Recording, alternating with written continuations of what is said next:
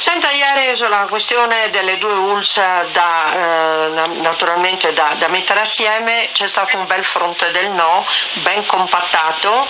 Non saranno due direttori generali in meno, è stato detto, a far risparmiare milioni, ma in cambio ci rimettiamo in autonomia delle scelte che devono essere fatte sul territorio. Mi piacerebbe sapere il nome e cognome di chi ha detto sta roba. Chi è che l'ha detto sta roba?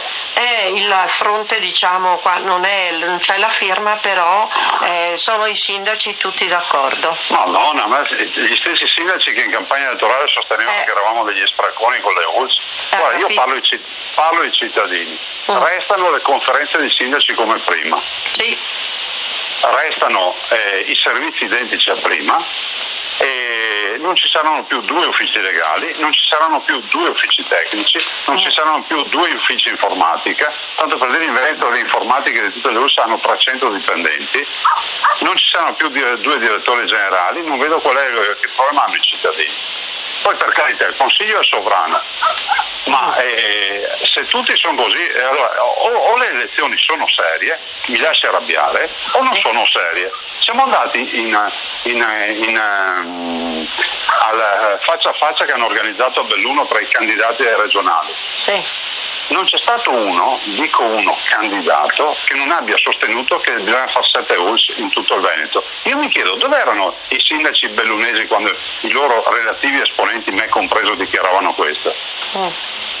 Ieri dopo il no all'ULSS unica, Jacopo Massaro, che era presidente, se n'è andato, ha lasciato l'aula, ha detto è un tranello, insomma era molto arrabbiato, ha incassato questa contrarietà, però poi se n'è andato.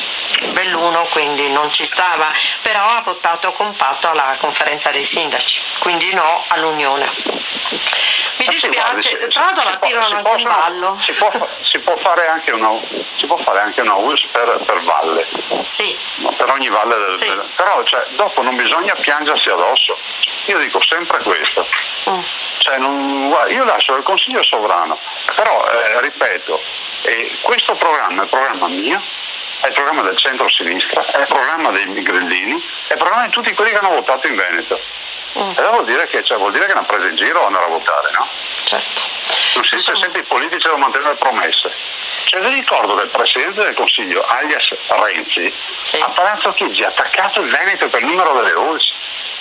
Sì. Allora tutti i sindaci che si lamentano, siccome non è una battaglia mia, mi dicano di che partito sono e poi andiamo a leggere il programma delle regionali del loro partito, perché tutti i partiti prevedevano un ULSS per provincia. Sfido chiunque a dirmi il contrario.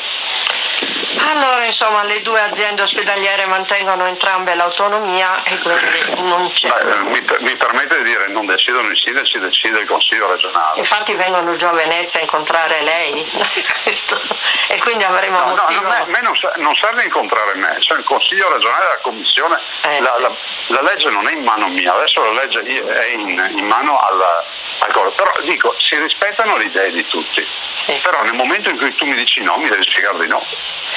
Certo che sì, allora staremo a vedere. Insomma, le ho dato questa notizia, la ringrazio tantissimo. Grazie a voi. E ci sentiamo martedì prossimo. Buongiorno a tutti. Grazie ancora.